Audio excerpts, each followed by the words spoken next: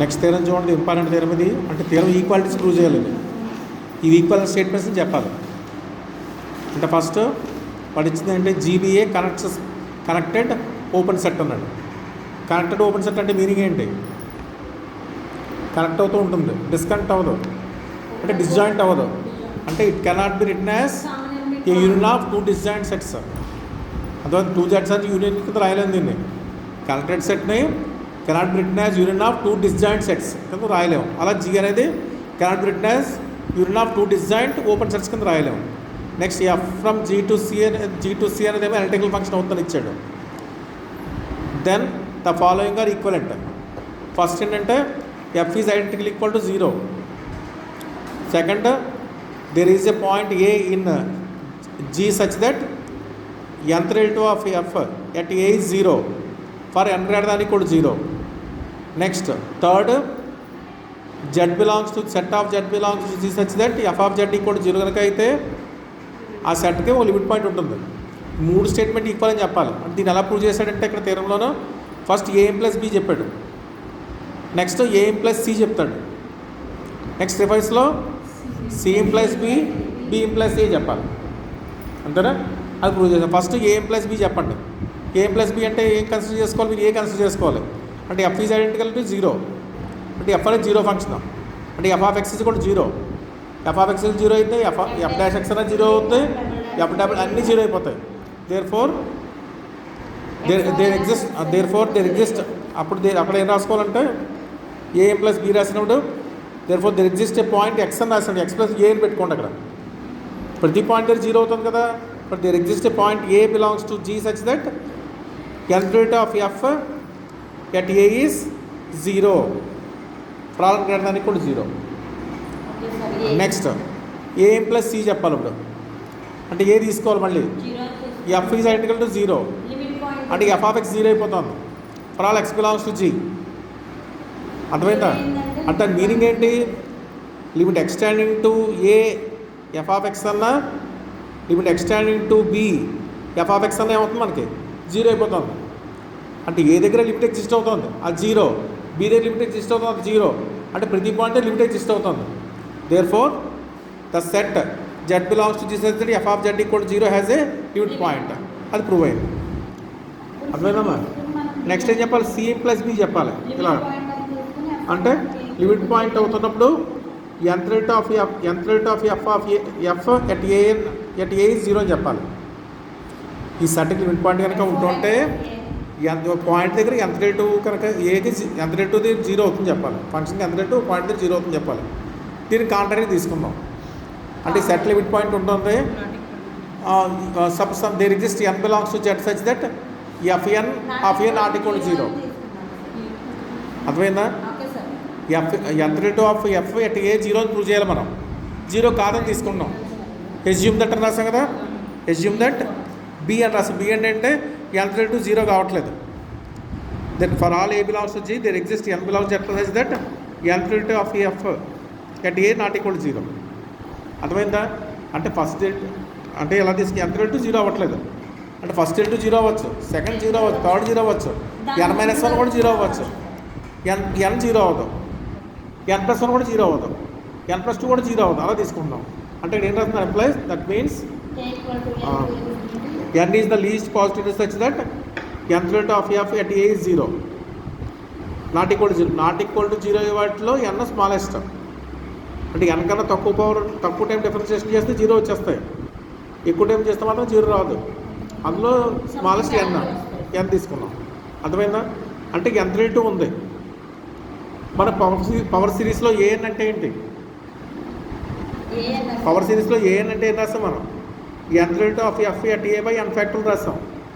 Power సిరీస్ని theorem చేసాం కదా. అందులో ఏఎన్ అంటే nth rate of f at a by n factorial. అదే రేడియస్ ఆఫ్ కన్వర్జెన్సీ థియరం. కాబట్టి మనం ఇప్పుడు దీని నుంచి పవర్ సిరీస్ రాయాలంటే ఏఎన్ ఉండాలి మనకి. ఏఎన్ ఉంటుంది. ఏఎన్లో nth rate of f at a ఉంది, నాట్ ఈక్వల్ టు 0 కాబట్టి ఏఎన్ ఉంటుంది. మరి an-1 ఎంత రాయాలి? fn-1 of a at by n-1 factor రాయాలి. మరి fn-1 ఆఫ్ a ఎంత అవుతుంది మనకి? 0 అయిపోతుంది. అవి ఉండవు. బట్ పవర్ సిరీస్ ఎక్కడి నుంచి స్టార్ట్ అవుతుంది మనకి?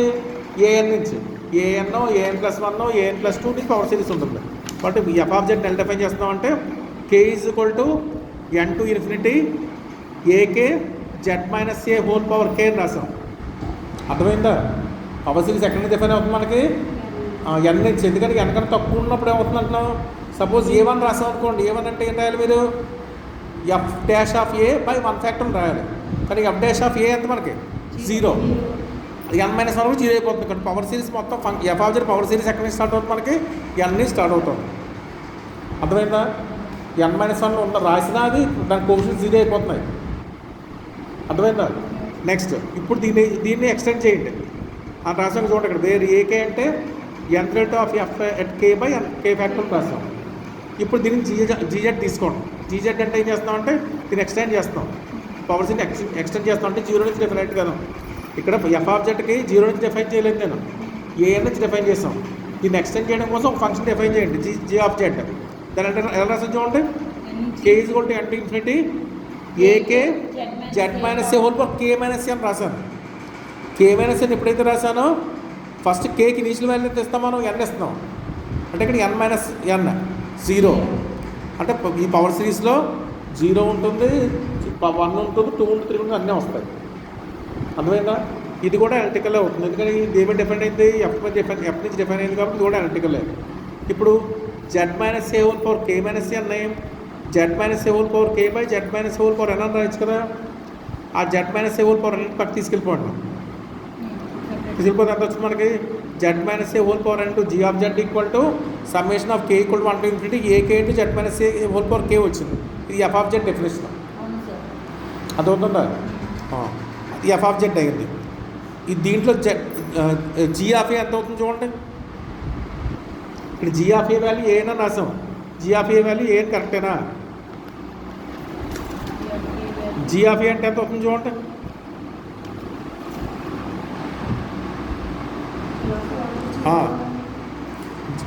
జీ ఆఫ్ జెడ్ ఎలా రాస్తాం? జీ ఆఫ్ జెడ్ ఎలా రాస్తాం చెప్పండి. జీ ఆఫ్ జెడ్ ఎక్స్ప్రెషన్ చెప్పండి. ఏ0 వస్తుంది ఫస్ట్. జీ ఆఫ్ జెడ్ అంటే ఫస్ట్ అలా కాదు. G of Z first explain చెప్పండి. ఏఎన్ వస్తుంది first, plus an+1 into z-a whole power 1 వస్తుంది, ప్లస్ అండ్ సో ఆన్ వస్తుంది.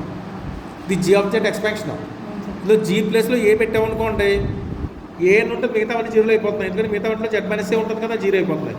అందువల్ల జీ ఆఫ్ ఏ = ఏఎన్ అయింది, నాట్ = 0. అర్థమైందా? ఈ జీ ఆఫ్ జెడ్ ఎక్స్పాన్షన్ రాస్తే అందులో ఫస్ట్ టర్మ్లో మనకి z-a ఉండదు. రిమైన్ టర్మ్స్లో z-a క్యారీ అవుతుంది కాబట్టి మిగతా వాటి 0 అయిపోతాయి. ఓన్లీ ఫస్ట్ టర్మ్ ఒకటి మిగిలింది. ఇక్కడ G of A = AN, not = 0 అయింది. ఏఎన్ అంటే ఏంటి మనకి? nth rate of f(a/n)। అర్థమైందా? నెక్స్ట్ ఇప్పుడు చూడండి. నెక్స్ట్ సిన్స్ ఏ అనేది ఏంటి మనకి? ఏ తీసుకున్నాం మనం. ఏ బిలాంగ్స్ జెడ్ రాస్తాం. ఏ దేంట్లో? ఏ బిలాంగ్స్ జీ అని రాస్తాం కదా. జీలో అంటే limit points, G limit points కదా మనకి, అదే రాస్తాం మనం. కాబట్టి జీలో జీలో ఉంది కూడా ఏ అనేది లిమిట్ పాయింట్ అవుతుంది. లిమిట్ పాయింట్ అంటే మీనింగ్ ఏంటి? దానికి నీరు వాల్యూ వస్తే కూడా 0 రావాలి మనకి, ఇమేజ్ 0 అవ్వాలి, అంతే కదా. కాబట్టి బి అనేది ఏ నీరుగా ఉంటే ఎఫ్ ఆఫ్ బి కూడా 0 వస్తుంది. ఎఫ్ ఆఫ్ బి అంటే ఏంటి? b-a whole power n/g of B, అంతే కదా. ఎఫ్ ఆఫ్ బి 0 అని చెప్తున్నాం కాబట్టి దీని నుంచి అవుతుంది మనకి జీ ఆఫ్ బి కూడా 0 వచ్చింది. జీ ఆఫ్ బి అంటే ఏంటి? ఈ power series value 0. Power series 0 అయితే ప్రతి కోఎఫిషియంట్ 0 అవ్వాలి. అంటే ఏకే 0 అవ్వాలి. ఏకే అంటే ఏంటి? f(k/k)/k ఇక్కడ n ఫ్యాక్టోరియల్ k.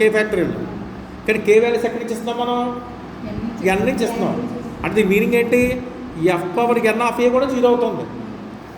కానీ మనం ఏం తీసుకున్నాం మనం? ఎగ్జామ్షన్ చేసుకుంటాను. f(n)(a) నాట్ = 0 ఎజ్యూమ్ చేసుకున్నాం మనం. n ఈజ్ ద లీస్ట్ అని. అర్థమైందా? దాని కాంటెక్స్ట్ వచ్చింది చూడండి మరి. ఇక్కడ f(k)(a) 0 అవుతుంది. ఆ 0 n నుంచి స్టార్ట్ అయిపోతుంది. n నుంచి స్టార్ట్ అవ్వకూడదు. పవర్ నాన్ 0 వాటిలో n స్మాలెస్ట్ అన్నాం. చూడండి, లాభం పడుతుంది. దేర్ ఫోర్ ఎఫ్ఎన్ఏ ఆఫ్ జీరో అనేది నాట్ ట్రూ. ఎందుకని మనకు నాట్ ట్రూ వచ్చింది? నాట్ ట్రూ ఎందుకు వచ్చింది? మనం n is the smallest possibility such that fn of a not equal to 0 తీసుకుంటే కాంటెక్స్ట్. బట్ ఏ పవర్ ఎన్నిసార్లు డిఫరెన్షియేషన్ సరే మనకి జీరో అవ్వాలి. బట్ మనకి అది ప్రూవ్ అయింది. ఏది ప్రూవ్ అయింది